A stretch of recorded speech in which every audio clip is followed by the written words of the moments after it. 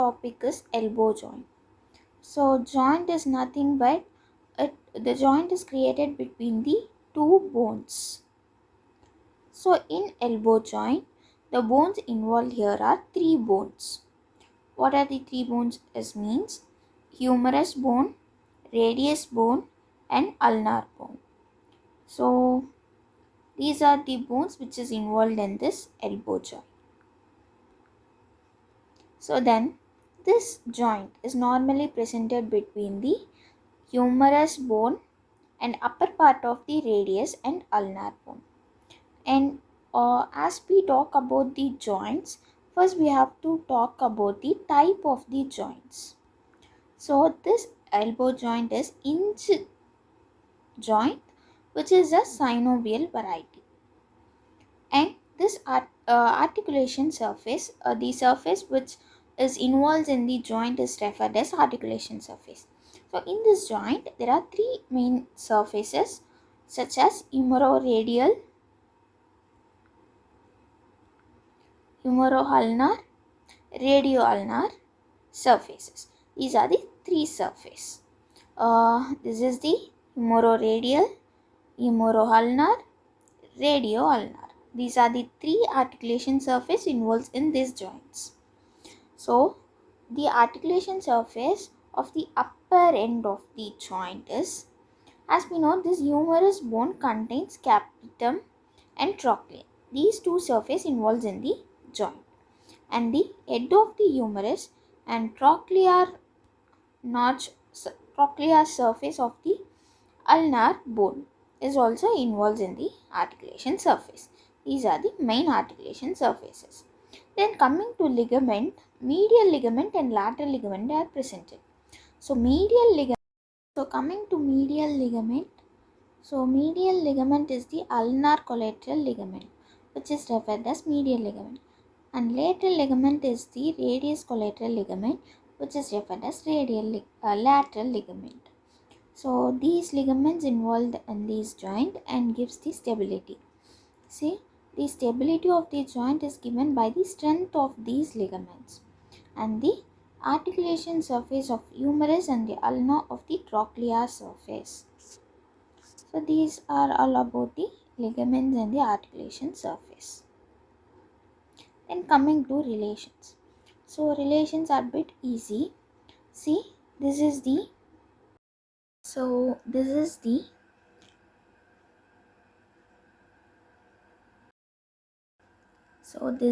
capsulum and trochlea of the humerus bone.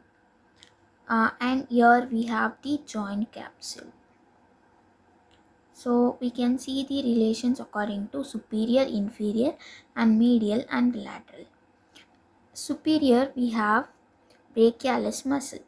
So the nerve which supplies the brachialis muscle is the median nerve, and the artery is brachial artery. So these two involves in the closely related to the brachialis muscle. So these are the superior relations of this joint. Coming to lateral relations, we have extensor carpi radialis longus muscle. As we know, the capsulum will be all be presented in the lateral side. So this is the lateral side, this is medial side. So lateral side in the humerus bone, the common extensor origin, that is extensor muscles are arises from it. In the medial side, common flexor origin, flexor muscles will be get arises from here. So these are the common extensor origin is presented on the lateral side, whereas common flexor origin is presented on the medial side. So lateral side, the radius bone and the associated muscles will be presented. So radialis muscle is always presented in the lateral side. So extensor carpi radialis longus is presented in the lateral side of the joint, whereas flexor carpi ulnaris is presented on the medial side. So this is the flexor carpi ulnaris. So the ulnar nerve will be closely related to the medial epicondyle of the humerus. So ulnar nerve is presented on the medial side. These are the lateral and medial relations. Coming to the posterior inferior relations, nerve to unconscious and tendon of it is presented. So these are the relations of the joint. And coming to nerve supply, uh, this nerve to unconscious is actually a radial nerve. So the nerve supply is radial nerve, and the brachialis muscle is supplied by median nerve. So median nerve, and the ulnar nerve is closely related to the medial epicondyle of the humerus. So ulnar nerve. So these are the three nerves which supplies us this joint. Coming to blood supply, only one artery, that is brachial artery, which is closely related to the brachialis muscle. So these are the nerve supply and blood supply of the joint. So coming to the applied aspect, first is the aspiration of the elbow effusion. So coming to effusion, what is meant by the effusion? Effusion is nothing but the accumulation of fluid in excess is referred as effusion. So when the fluid accumulation is excess in the elbow joint is referred as elbow effusion. What is meant by aspiration? The needle is inserted in the anterolateral side of the just above the head of the radius, and it is aspirated. This is the one of the clinical importance. Coming to the second, dislocation of the elbow joint. So normally the elbow joint is dislocated posteriorly. Common dislocation of the elbow joint is the posterior side. Coming to student's elbow is nothing but there is the swelling of the tip of the elbow joint due to the inflammation in the subcutaneous ulnar bursa.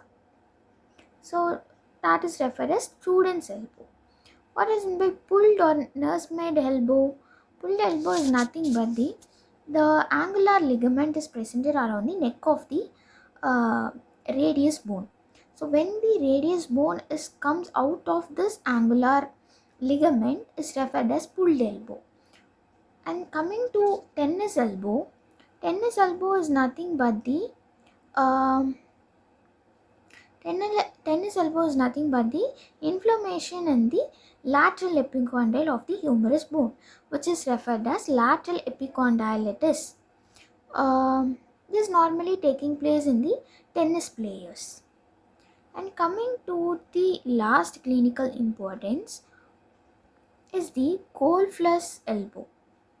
Goldfuss,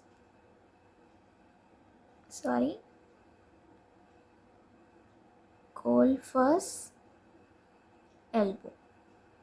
So it is referred as the inflammation in the medial epicondyle of the humerus bone, which is referred as medial epicondylitis. Normally the Goldfuss players will be having these kind of problems. So these are the main clinical importance. Regarding better understanding, we can see the clinical aspects of the elbow joint by using the pictures.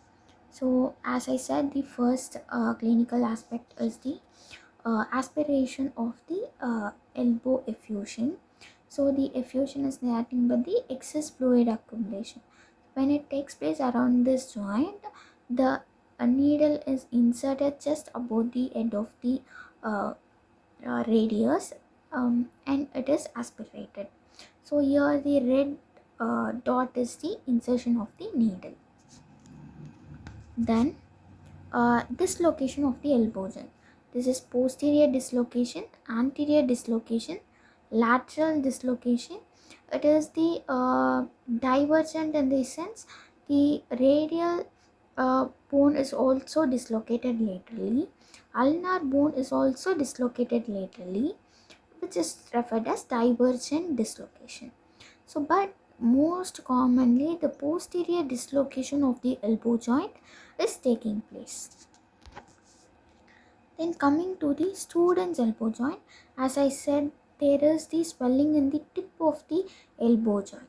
This occurs due to the inflammation of the subcutaneous ulnar bursa. Then coming to the pulled elbow. Normally, when the hand is pulled, the radius head of the radius bone comes out of the angular ligament, which is referred as pulled elbow. And coming to golfer's elbow, so this is the medial epicondylitis. Uh, there is the inflammation in the medial epicondyle of the elbow joint. So these are the, and also we have the tennis elbow joint. There is inflammation in the lateral epicondyle of the humerus bone. Thank you.